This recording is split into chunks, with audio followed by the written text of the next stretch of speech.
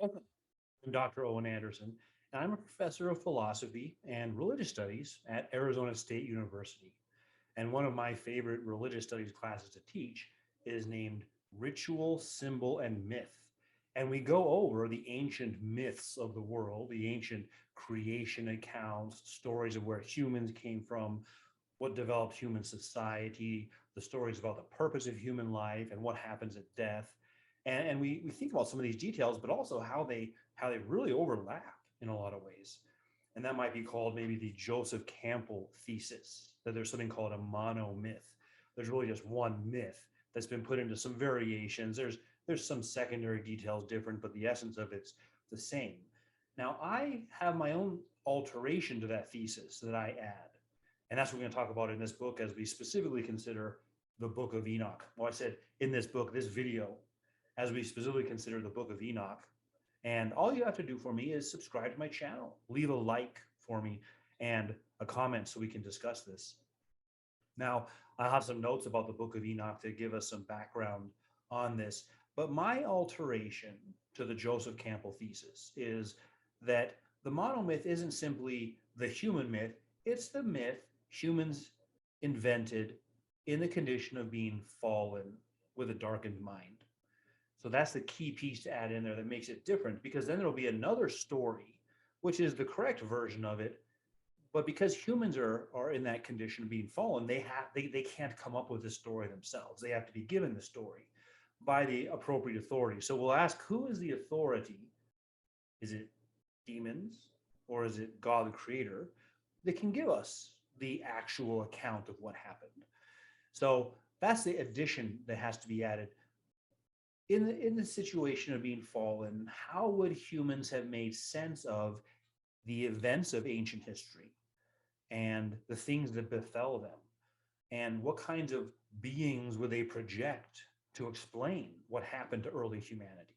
So let's get into, how does the Book of Enoch address this, if at all? Now, this is a popular story, especially if you're a supernatural aficionado.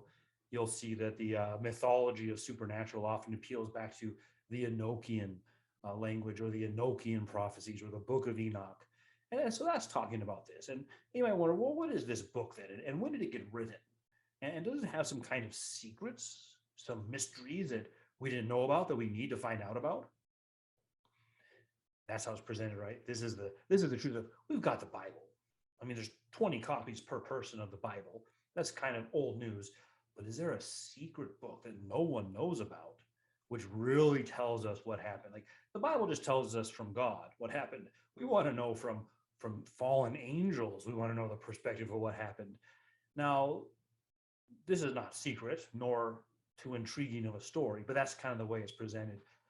What we have are fragments of a text, a couple fragments that were found in the Dead Sea Scrolls, which are greatly incomplete and really don't prove anything about the whole book. The other thing we have is a copy of the Book of Enoch in classical Ethiopian, not in an ancient language. And these ones, I believe, are in Greek. It might have read that one of them's in Latin. I mean, I don't remember if that's accurate. So we have a book dating far after the supposed events, much younger than even the Bible, and giving that whole story. And then you might find that that's the classical Ethiopian version, and then you might find two fragments in the Dead Sea Scrolls which seem to overlap with what that whole book says. But of course, that doesn't prove anything, right? Those might be fragments from a book that looks very different than what ended up being the one we have today, which could have been added onto. And it's interesting how this is really the inversion of what we know of the Bible. People complain and say, well, we don't really have an accurate original source of the Bible, but it's sort of like we have very old and many examples to look to of the Bible, but then people will make a big deal out of this and say, yes, we found this one fragment and that proves some great truth. Well, they would not accept that if that's all you had was a tiny fragment from the Gospel of Luke and that's all you had. And then to say, but the Luke we have today, which was only developed many centuries later, is what this original fragment. No, scholars would be all over about the Bible, but for some reason they'll accept that about, say, the Book of Enoch. So already there's a big question mark there. But what is this story about? Apart from say the textual criticism, what is the content of the story? Well, the essence of the story is perhaps one you've heard, because sometimes Christians read from the Book of Enoch into Genesis 6. And the story is that there were angels who had babies with humans. And there's a prophecy about a Messiah who will save humans mostly from natural evil. Enoch will be this Messiah. Now, some of it seems to mimic language in the Bible. I would say it's that way, not the other way around. Not only the parts that we'll talk about in a minute from, say, Jude, where they say Jude is quoting the Book of Enoch, but other parts in, say, Daniel, or the way the Psalms sometimes speak. But the focus of salvation is just from things that we call natural evil, not really going to give us eternal life, which is the knowledge of God. It's not pointing us to that. Now, what happens in Genesis 6? I should put that on here. Well, in Genesis 6, it says, the sons of God saw that the daughters of men were beautiful, and had children with them. And also there were the Nephilim in those days, men of renown. So those are two separate things that it describes. It doesn't say they had children with them who are the Nephilim, because they also say these are their giants. And does that mean giant in physical stature? We know there were some people like that. Goliath, who's much later than this time, is a large person. He's not one of the Nephilim. Or is it a giant, which we use that all the time? Anderson's a giant in his field. No, I don't think they say that, but you know what that phrase means. So men of renown, men who've done remarkable things. These would have been the persons who were forming civilization itself in the earliest parts of humanity, of human history, and accomplishing great works of dominion at the time. So this phrase sons of man or sons of God can mean believers, or it could refer to angels. So the question is, which one is it here? And so we'd have to know from the context. What's happened in Genesis 6 is we just had the genealogies of the nations, of Adam on down, and we'll look at that in a minute to look at the what it says of Enoch in there. So you have that human genealogy, and then Genesis 6 is set in that context. There's no interest here of what angels are doing. It's explaining the human genealogy building up to Abraham and then his genealogy to Christ. Humans. So the sons of God marry the daughters of men. Interesting phrase. Why not daughters of God also? Well, the sons of God as believers saw that the unbelieving women were attractive, and they married them and had children with them. So that is a bridge between Genesis 5 and the flood. The whole world is threatened now with unbelief because the believers are more concerned about having attractive spouses, and this has been a common reality. More interested in having attractive spouses than they are with preserving belief. And so belief itself is threatened. Their children won't be believers. And so it does indeed get to a point where the whole earth is flooded with unbelief before the earth being flooded with water. Now, there's other reasons to say, well, look, this can't be angels. Angels can't reproduce. That's the thing about them. Humans, animals, plants all reproduce each after their own kind. And even if you were to say, well, but there's donkeys and horses, they're not the same kind. Maybe they're variations of a original kind. That aside, though, their offspring, the mule, can't reproduce. So each after its own kind. Not angels and humans. It'd be like saying an angel can reproduce with a fish. A human saw a fish was attractive and reproduced. Well, angels seeing that daughters of men are attractive is not enough to have babies with them. If you say, well, it wasn't just the angel, they were inhabiting a body, they possessed a human body. Well, then it's just that body and the woman's body, nothing to do with the angel. So, not to mention this is an important truth. Angels aren't incarnate. There are theophanies, which are visions of angels, but only the word of God became flesh and dwelt among us, full of grace and truth. So they're not incarnations of animals that have, or of angels that have bodies that can have babies. So it's simply a mistaken view. But it's not surprising that in the monomyth, the fallen human begins attributing the powers of this world to created things, including angels and demons. And these are fallen angels. That's not surprising. That's precisely what we're told in Romans 1, and precisely what we can know happens to people just from considering general revelation.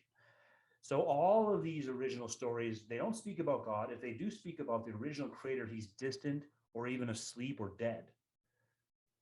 In the Babylonian story, goes asleep, they kill him, and live in his body.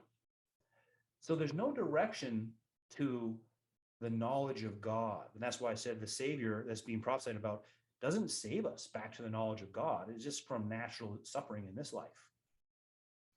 So what you have is a kind of deontological reading, meaning why did the angels do something wrong? Well, they didn't do their duty. Their duty is just to watch.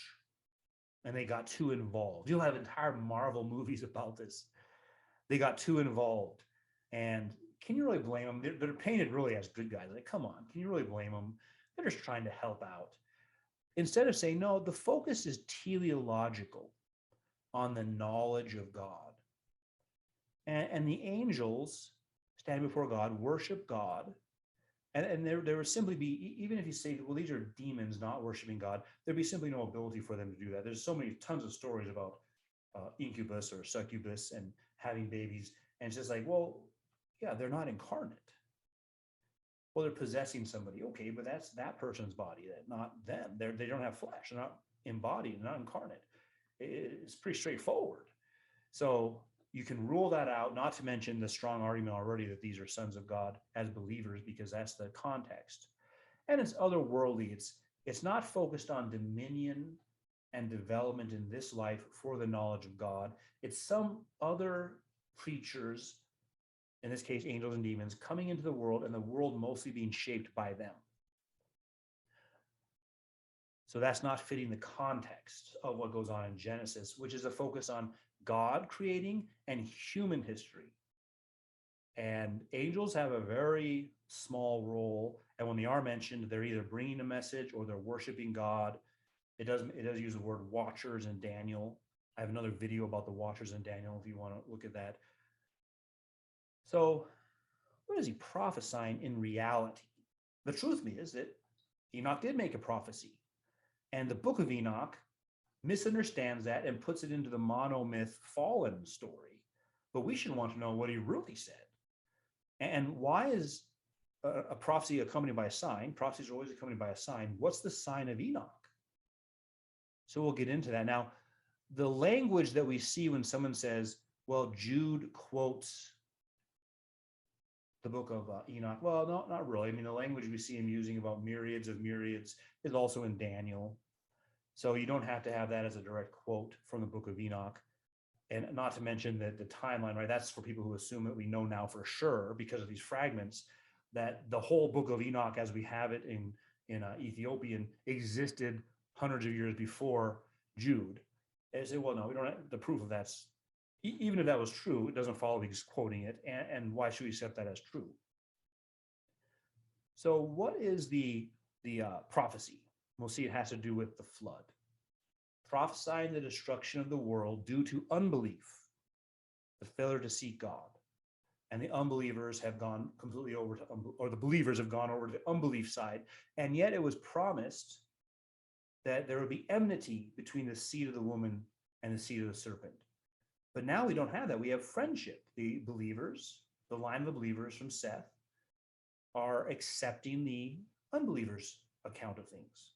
And so the whole world is flooded with unbelief. And so there's a prophecy that won't be allowed to continue. It's not merely the flood. It's not just starting over. It's the earth will be filled with the knowledge of God. The work of dominion will be completed. And dominion is not just developing metal, music, ranching. Dominion is developing the knowledge of God. And the goal, the trajectory of history is toward the earth being filled with the knowledge of God as the waters cover the sea. So you can think about how, given their lifespans, Enoch overlaps with Adam, and then contact. I mean, Enoch doesn't live to be as old, but there's his son Methuselah and son Lamech, and then his son Noah. And all four of those, Enoch, Methuselah, Lamech, Noah, knowing about this prophecy, and then the sign, which is this: Enoch didn't die. So the sign of Enoch is that he was translated, he was taken from this life to the next without death. That sign is confirmation, his prophecy is true. And then you have that work of building the ark, preparing for this event, and having to start the work of dominion over, except for you're bringing what was known with Noah's bringing that knowledge with him, because knowledge can come with you. So in Genesis 5, it says, and Jared lived 162 years, and then he begot Enoch. And Jared lived after he begot Enoch 800 years and begot sons and daughters. And all the days of Jared were 962 years, and he died. These are long lives. Natural evil is not as intense yet as it is now. And Enoch lived 65 years and begot Methuselah. And Enoch walked with God after he begat Methuselah 300 years, and he begot sons and daughters. And all the days of Enoch were 365. And Enoch walked with God and was not, for God took him. And you can imagine they would make a search for him. He can't be found. God took him. A sign to accompany his prophecy. Well, Hebrews then tells us more. By faith, Enoch was taken away, so he did not see death, and was not found because God had taken him. That's the idea I said, they're seeking for him, looking for him, seeking. Where is he? For he was taken. For before he was taken, he had his testimony, that prophecy, and then he pleased God. But without faith, it is impossible to please him. For he who comes to God must believe that he is, and he is the rewarder of those who diligently seek him. I mean, just that line blows up the monomyth and the Book of Enoch, because in there, none of them are seeking to know God. If there's a God, he's just another one of the powerful beings. He's not the creator of all things. And the purpose of life is not to know God, is to avoid natural evil. And so just in that verse, you get the great contrast between the biblical Enoch and the Book of Enoch, and all those others in that monomyth who are telling the story as if they're telling the story from the perspective of Lucifer, and he's giving his spin on what happened. But this is what faith is, and Enoch had faith. And then we get to Jude.